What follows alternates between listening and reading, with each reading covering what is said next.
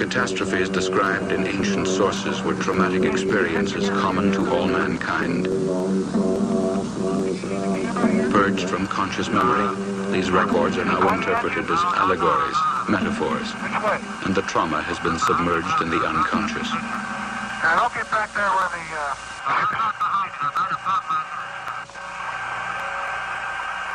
A revolutionary theory of the universe based on the records of the past has challenged the fundamental beliefs of modern science for more than 2 decades. Today, the unexpected findings of space explorations have confirmed many of the predictions of this theory. This clay tablet is the print of a seal about 4,500 years old.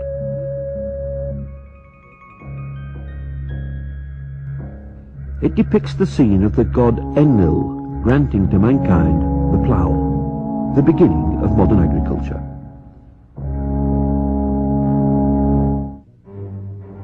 But very interestingly, we see at the top here, as the background of the cylinder seal, a depiction of the complete solar system, with the sun in the center, and all of the planets we know of in their correct order, with their correct sizes. Plus, one more planet, which is still unknown to modern science, but is being actively searched for, because it does exist, as astronomers now concur with ancient knowledge.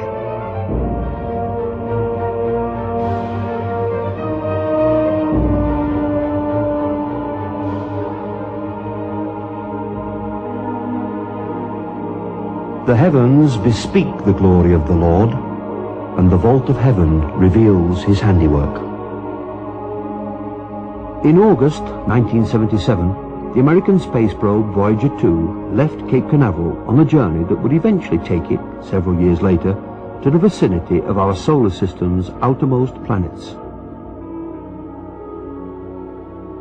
What Voyager discovered once it arrived there fully corroborates ancient knowledge.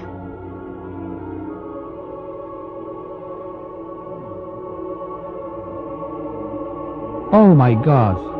For the first time, man is actually seeing Uranus. And it is exactly as the Sumerians had described it 6,000 years ago. Yes, no doubt, though they had no telescopes, the Sumerians did describe Uranus as Mash Sig, meaning bright greenish. The Sumerians also explained why Uranus is tilted. Uranus took an almighty bang early on.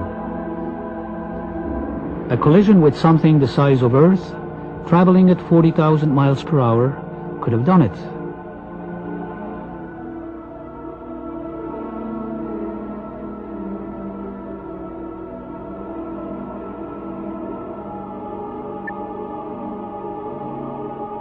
What a strange feature. Is it artificial? Was someone there on distant Miranda in the past? The Sumerians called Uranus planet which is the twin of Neptune, that is. Were they right? Now we can confirm the Sumerian description of Neptune as a blue-green planet. Obviously, the Sumerians must have known. Is it possible that mankind is only just catching up with ancient knowledge? That the Sumerians were particularly at home with astronomy is evidenced by the fact that they had known, named, and listed all of the planets we know today, including those we ourselves rediscovered only in the past couple of centuries. Nudimud, the artful creator. Anu, he of the heavens. Anshar, foremost of the heavens. Kishar, foremost of firm lands. Rakish, the hammered bracelet. Lachmu, their god of war.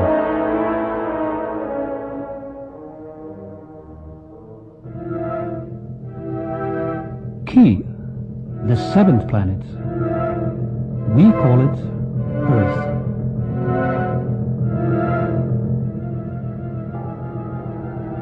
The 7th planet, the sacred number 7, 7 days in the week, 7 days of Genesis, 7 tablets of creation. Sumerian cosmogony answers many puzzles that still baffle modern science. Central to it was the tale of a celestial collision and knowledge of a solar system with 12 members. That ancient knowledge included the planets Uranus and Neptune, supposedly unknown until discovered in 1781 and 1846, and even Pluto, not discovered until 1930.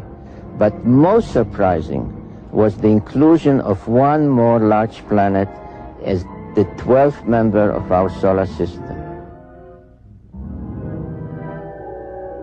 The story of this planet, as told by the Sumerians on their 7 tablets of creation, begins 4 billion years ago, when our solar system was much younger and our own planet Earth did not yet exist.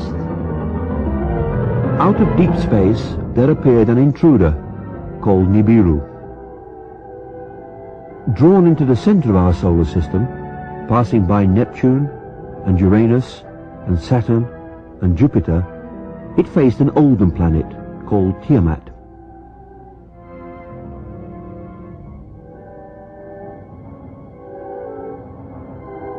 When Nibiru, traveling clockwise, came close to Tiamat, which was traveling counterclockwise, its satellite struck Tiamat and cracked it.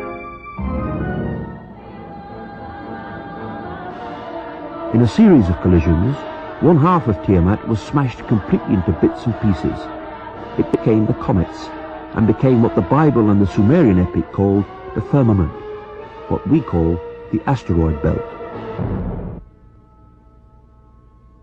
The other half, what we now call Earth, was thrust into a new orbital position. It carried along Tiamat's main satellite, which became our moon.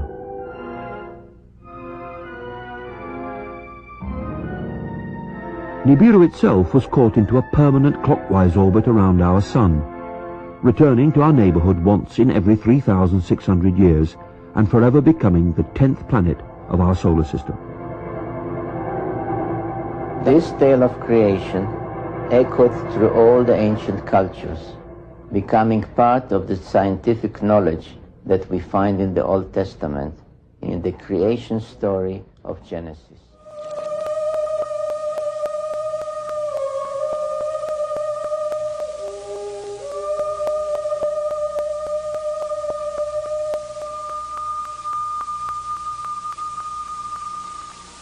Mountains were born and mountains collapsed.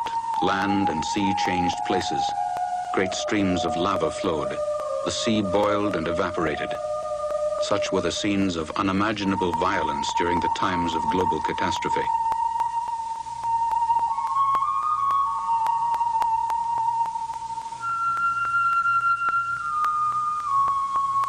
In Worlds in Collision, Velikovsky describes the last 2 acts of this cosmic drama as recorded by the ancients.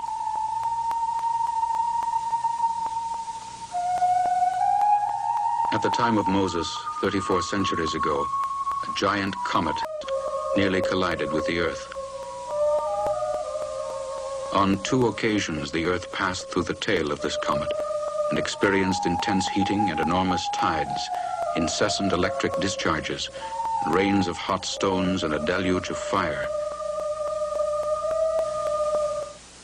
The biblical story of Joshua, with the sun standing still in Gibeon and the moon in the valley of Ajalon, presented another realization. I was struck by the fact that 2 lines or 2 verses before the story of the sun and moon disturbed in their daily motion was the story of large stones that fell from the sky and destroyed more of the enemy soldiers than the sword of the Israelite. On this combination, because combination of stones and disturbance in rotation of the Earth. The ancients could not know that it was the Earth that was disturbed in rotation. They thought the moon and the sun. Made me immediately to follow the path toward east and west. And I found without great difficulty that in Western Hemisphere, which means here, on this continent, the story persists too. The story persists among the Redskins, it persisted among the Mayas, at the time when the continent was first conquered, the Mexico part of it, by the Spaniards, namely that the sun was rising just over the eastern horizon when it dropped back and came a little up again and stand there without motion, and all the forests burned. Again, the Redskin could not know about the heat resulting from disturbance in the Earth's rotation. So, of course, this would be not enough. You had to go to all civilization, to Japan, to China, to India, to Persia, to Babylonia, to Assyria, to Asia Minor, to Greece, to Rome, to Judea, to Egypt, to Mexico, to Peru, to Iceland, and for oral transmission even to East Indies. And the same story could have been found in all places, but differently told, so that it was no question of just borrowing from one nation by another. Dust filtered down upon the globe. This was the beginning of the plagues of Egypt, so dramatically described in the book of Exodus. And as the Earth's path carried it deeper into the comet's tail, the rain of particles grew steadily more coarse and perilous.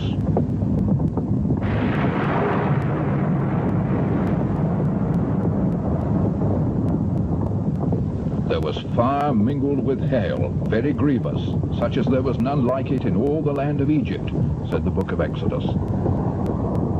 Much of the material that fell was of a rusty, ferrous nature, says Velikovsky. Blood is everywhere, plague is throughout the land, bewailed the Egyptian text. As recalled by the Babylonians, the blood of the celestial monster Tiamat poured over the world. And from these descriptions, Velikovsky predicted that the atmosphere of Venus would contain high quantities of iron compounds. The comet came close enough to slow down the motion of the Earth, appearing to change the movement of the sun. The axis of the Earth altered, and there were severe convulsions. Oceans rushed over mountains, islands sank into the sea.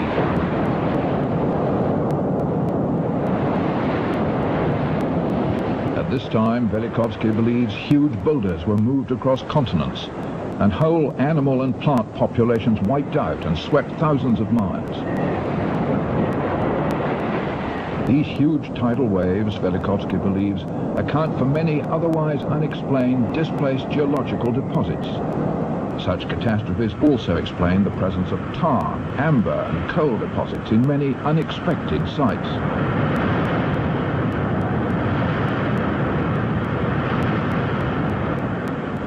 Whole new mountains and mountain ranges grew up, and the human race, says Velikovsky, only by luck survived. The effects of the catastrophe continued for years. From the Sahara to the Caucasus and to the Arabian desert, great spills of naphtha and petroleum, which had fallen from the comet, burned for years. Their end products remain today. Man survived in confusion, the Israelites wandering for 40 years in the aftermath of the catastrophes.